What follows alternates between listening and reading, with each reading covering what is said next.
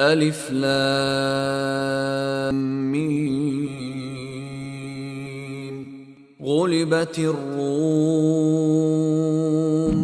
الف لام میم مغلوب ہو گئے اہل روم فی ادنى الارض وهم من بعد غلبهم سيغلبون.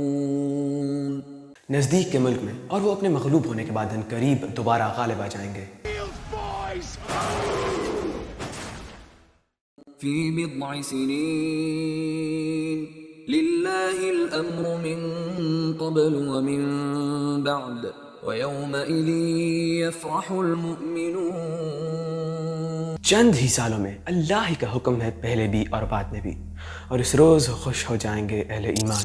یہ وعدہ ہے اللہ کا، نہیں خلاف کرتا اللہ اپنے وعدے کے، لیکن اکثر لوگ نہیں جانتے. سورۃ الروم یعنی چیپٹر روم، جو کہ مکہ میں نازل ہوا، ایک ایسا عجیب و غریب معجزہ اپنے اندر چھپائے ہوئے جو کہ قرآن کی ڈیوینٹی کو پوری طرح سے ثابت کرتا ہے. اہل روم مغلوب ہو گئے یعنی رومنز شکست کھا گئے.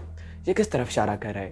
یہ 7ویں صدی کی طرف اشارہ کر رہا ہے کہ جب اہل فارس نے یعنی پرشینز نے رومنز کو اتنی گندی شکست دی تھی کہ آج تک یہ ہار یاد کی جاتی ہے. یہ خبر سن کر کے پرشینز نے رومنز کو گندی طرح شکست دی ہے. مسلمان تو بالکل خوش نہیں تھے، کیونکہ وہ بھی اہل کتاب تھے، بالکل ویسے ہی جیسے رومنز تھے. اس کی ایک وجہ یہ بھی ہے کہ جب عیسائیوں کو آگ کے پجاریوں سے گندی طرح شکست کھانی پڑی، تو ایک طرح سے تمام ابراہمک ریلیجنز یعنی جوڈائزم، یہودیت، مسیحیت اور اسلام، تمام تر مذاہب کی شکست سمجھی جا رہی تھی پیگنزم یعنی بت پرستوں کے سامنے. اور دوسری طرف اہل عرب تو بڑے خوش تھے کہ ہماری طرح کے بت پرست فتح یاب ہو گئے ہیں اہل کتاب پر. عرب کے بت پرست بھی مسلمانوں کا بڑا مذاق اڑاتے تھے کہ جیسے تم لوگ اہل کتاب ہو ویسے ہی رومنز بھی اہل کتاب تھے، ان کو آگ کے پجاریوں نے بہت گندی طرح شکست دی، اور اگر تم نے ہم سے پنگا لینے کی کوشش کی تو ہم بھی تمہارا وہی حشر کریں گے جو کہ پرشینز یعنی اہل فارس نے اہل روم کا کیا تھا. یہ سورہ آپ صلی اللہ علیہ وآلہ وسلم کے مدینہ ہجرت کرنے سے پہلے نازل ہوئی تھی، اور اس وقت یہ لوگ کہا کرتے تھے کہ یہ تو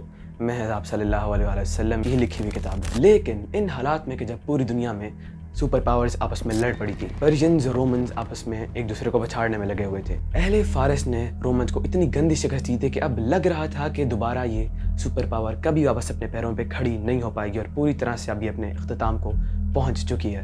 ان حالات کے دوران کوئی بندہ خلاف واقعہ بات نہیں کر سکتا. مطلب کہ جب اہل روم اتنی گندی طرح ہار چکے ہیں، کون ہی شخص ہے جو کہے گا کہ ابھی واپس غالب آ جائیں گے؟ ہاں، لیکن اس صورت میں یہی بات کی گئی، اور اس پوائنٹ آف ٹائم میں کی گئی جب یہ امپائر پوری طرح سے ٹوٹ چکا تھا. چنانچہ ایک عام شخص یہ بات کبھی نہیں کر سکتا تھا کہ کیسے یہ لوگ ہارنے کے بعد دوبارہ آگے آ سکتے ہیں، لیکن اللہ کے رسول نے بغیر کسی خوف کے یہ کلیم کر دیا، جو کہ حالات کے تو بالکل خلاف تھا. تو آگے آگے دیکھتے ہیں ہوتا ہے کیا.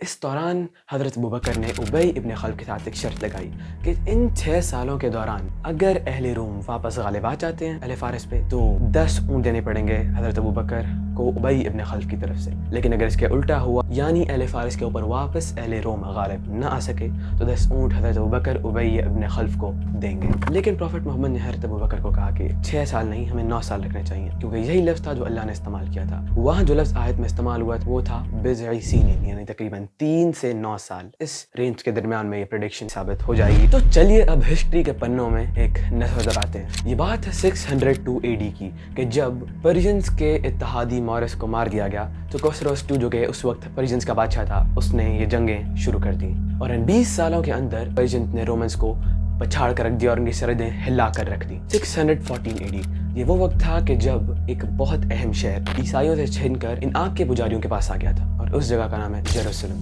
یہ جگہ آ چکی تھی 614 AD میں اہل فارس کے ہاتھوں میں. لیکن یہ حالات کہ جب رومنز پوری طرح سے شکست کھا چکے ہیں تو 616 AD میں یہ والی آیات نازل ہوئی کہ اب سچویشن پوری طرح سے پلٹ جائے گی، اور جو رومنز ہیں وہ پرشینز پر واپس غالب آ جائیں گے. حالات تو لیکن کچھ اور بتا رہے تھے. لیکن ایگزیکٹلی پورے 9 سالوں کے اندر کیا ہوا، جو کہ ہیراکلیوس آف روم تھا یعنی روم کا بادشاہ تھا، اس نے واپس حملہ کیا اور پرشینز کی پوری امپائر کو پوری طرح سے پچھاڑ دیا اور نیست و نابود کر دیا. اور اب اہل روم واپس اسٹرینتھ اور پاور میں آ چکے تھے. اور پرشیا کے بادشاہ کے ساتھ کیا حالت ہوئی؟